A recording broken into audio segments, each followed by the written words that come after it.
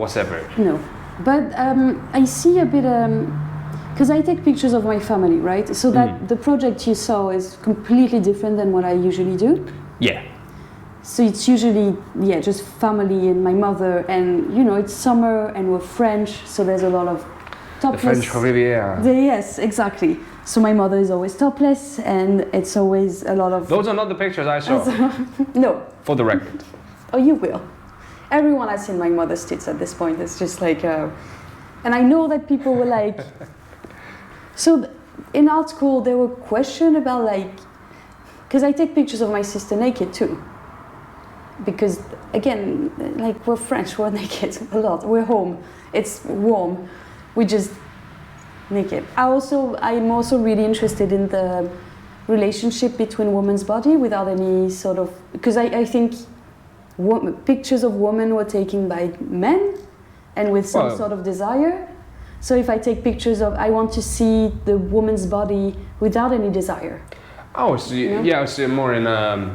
not familiar, but like, what's the word I'm looking for? Like, just women in their natural habitat, but like more common, more... Exactly. Not just that very one specific mindset of like boobs. Like, exactly. It's like, the connection you have with your mother's body. Everybody has it, because you spent years like... Hanging around that Hanging around your mother's breast and like against her stomach, and so you know her breathing, you know her skin, you know her smell. It's this deep connection. And I have the same connection with my sister. Yeah, and siblings, Yes, but I was accused in the UK of having incestuous feelings towards my sister. Okay. Which was exactly the opposite of what I was trying to say and what I was trying to do. And that is a very, maybe... That might be a cultural thing, because to me, a woman's body is...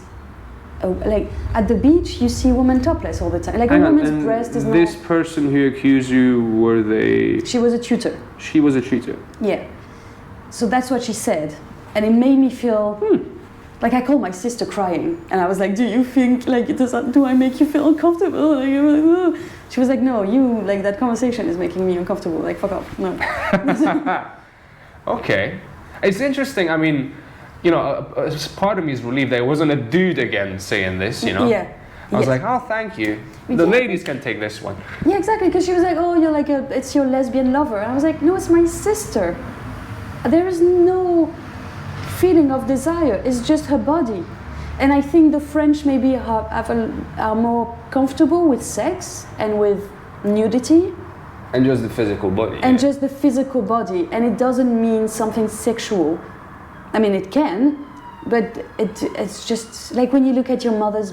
Like, when I was a kid, I would sit on the toilet and look at my mother taking a shower and getting off the shower and drying and putting her, like, moisturizer and doing her hair and makeup, and I would love her body. I just wanted to see her body. And I love, like, she would bend over and she would have those little rolls and her like breasts were hanging out, and it was just beautiful. Because it was real. And a sort of familiarity. Or... Yes. It was such a familiar... It's like home. And obviously that's not something that was understood. I mean, for East Europeans it's very different as well, I think. We're not that comfortable with naked bodies either. Yeah, I was talking to a Polish and a Latvian woman, and they're both in art school too, and they were talking about showing their breast in their pictures. So taking self-portrait and showing their breast as a big thing, as a rebellion moment. As for me, showing breasts is just like, oh, it's a... Yeah, there you go. Like, it's, to me, there's nothing, because my culture is a lot more, like, don't really care. I don't think there's any French movie where you don't see some tits. It's just... I mean, I remember the first, I think the German culture might be slightly open to it as well, because I remember first time ever I went to a German sauna, and the sign is only clad in bitte, which is no clothes. So I was like, okay. And then I was just like, well, here we go. Well, yeah. But yeah, that was the first time I was in a public place where it just said no clothes. So I was like, and that means none. Yeah. In we go, lads. Yeah. Well, yeah, but that's the thing, like when I grew up with my aunts and my grandmother, and some of them were pregnant, and there was baby around, and they were all topless at the beach, all fully naked. My grandmother would change in front of me. My mother would, like, they were always, their bodies were always there. And it wasn't something you would notice. No one gives you shit at the beach, or no one gives you, like, it's just something that's there, and that's completely, you breastfeed, like, right then you just, like, remove your shirt and just breastfeed. That's fascinating. Because, like, yeah, I mean, it's changing a bit now, but... I'm not sure if you know this dance, but basically in Eastern Europe, anytime you're at a beach and you want to get changed, either you find the bush and you get changed in a bush, or the classic, which is you get the towel, your mate holds the towel, you do the whole thing, you do all that dance. It's like, okay. And I mean, we have that in France too, but if you don't want to, then you don't have to. But no, like that's the standard. You don't see people regularly going. Let's go. Exactly. When in France we don't really care. Interesting. I mean, I'm just here to, I have fun and interesting conversations and learn about different cultures and stuff. So, but I think it's such a healthy way also of looking at women's body, as more than just a... It makes it more commonplace. Yes, exactly. It's just like, there's a grandma, there's a pregnant lady, and there you go. You don't, like, you're not gonna look at someone's breast and be like, oh, that's old, or that's saggy, or that's like, it's a breast. I mean, yeah, in certain aspects it makes sense, because if you think about it, in a day, unless you're a porn star, you're not going to spend most of your day having sex. Most of your day you're going to spend your... Unless you're very lucky, otherwise you just, like, have shit to do, Yeah, but, like, your relationship to your body on a regular basis is not sexual. Well, yeah, of course. Exactly. So, like, Yeah, I always, like... Well, I'm not used to having neighbors, so I always have to, like, kind of remind myself that there's neighbors. But otherwise, you just walk around naked. So you're that neighbor. I'm that neighbor. Yes. I try to think about it. And then I'm like, well, okay, well, I'm sure they've seen.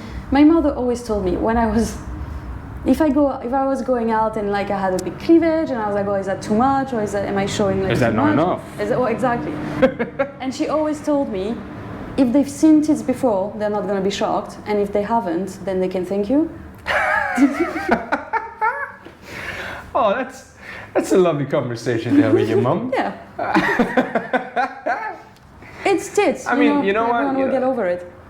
Yeah, you know what? I'm not from a culture that has that, or I was raised by East European Jehovah's Witnesses, so I'm definitely not from that culture. But I can see the sort of the healthy sort of the positives of it. Yeah, exactly. It's just a body. A body is a body, and it helps you too with your self-image, because it's good to see, like, your mother with a cellulite and with, like, all, like, I don't know, rolls or saggy tits. And you know what's coming. Yes, and you don't think when you see it on yourself, you're not shocked. It's just part of having a body. Yeah. You have there's stretch marks, and so you don't have, like, because otherwise the only naked bodies you see are the movies. Or the porn stars. The porn stars, or fucking Instagram, where they're fucking, like, so edited that it doesn't look like a body anymore. Yeah, I get, So you don't see, like, human bodies are just also disgusting. Yeah, I mean, get used to it. You're not perfect forever. No, there's hair, there's, like, stretch marks, and, like, you're made of blood, sweat, and tears, basically. It's not pretty. That's, yeah. No, I think the thing is, like, once you become more accepting of these things, they become sort of beautiful in a different way. Of course. Then you'd traditionally be like, oh my God, the perfect shape and the perfect lighting and all that stuff. Once there's a beauty in just the imperfect and the exactly. Like, the flawed. Like, all the pictures of my mother's are about, like, the neck that's starting to lose its shape, and it gets a bit wrinkly and stuff. The breast and the weight that she gained during menopause, and my sister's stretch marks, or, like, that's what I find beautiful and just real. Yeah. Because I've got some scars. Like, I've got this cigarette, which has a very interesting story behind it, and I've got this one, and I'm kind of weirdly proud of both of them. Well, yeah. Because this one, basically, there was a curtain that was gonna fall out, and I reached after it, and as it was falling out, it scratched me. And the reason I'm proud of it, because it represented me, that was like a year into me being living by myself in the UK. So it was like, yeah, that's like a memento of me, you know, crazy things happening to me while I'm living by myself. And it's like, I'm on the adventure. And then this one, this was a bit more complicated because I was, after high school, I was seeing this girl for like 1 month. We literally had our first kiss at prom. And then we saw each other for about a month before the exams. And then nothing. You know, after, no, not that nothing happened. After that, we broke it off. But that was like my first kiss and my first, a lot of my firsts. And when the breakup happened, she said, oh, I'm busy. It wasn't even a breakup. It was like, oh, I'm busy, you know, I'm doing something, can't see you, whatever. We're out on town after one of the exams, getting shit-faced with my pal. And I bump into her walking, you know, also partying in the town with her ex. So that pissed me off, and at that time I was not okay with, I didn't know how to handle anger and pain and things like that, because I was very much brought up to be a very good and very well-behaved person. And also I put a lot of that on myself as well. I wanted to impress, so I kind of added a layer on top of it of my own volition. So I just remember the way I handled this anger and expressed it was self-destructive. So I remember being in this bar going with these pals. Someone gives me a cigarette. Don't normally smoke. When I got to that level and I wanted to be destructive, I would smoke to be self-destructive. I know it's bad for me, I'm gonna smoke. Yeah. And I looked at her and I was like, what about I put out this cigarette on my tongue? And she goes, don't do it. I was like, maybe not the tongue. Okay. And that was that story. So it's, I'm not proud of this one, but I'm fascinated. It's a part of my reminder not to. Don't do it again. Yes, not to cigarette on your head. Yeah, but it's part of my life story, and it's part of a lesson that this is who I used to be. I used to be somewhat self-destructive, and I grew out of it. I learned, and I became a different person. But it's like, yeah, that was a part of me. Yeah, but that's how I feel about my fucking tattoos.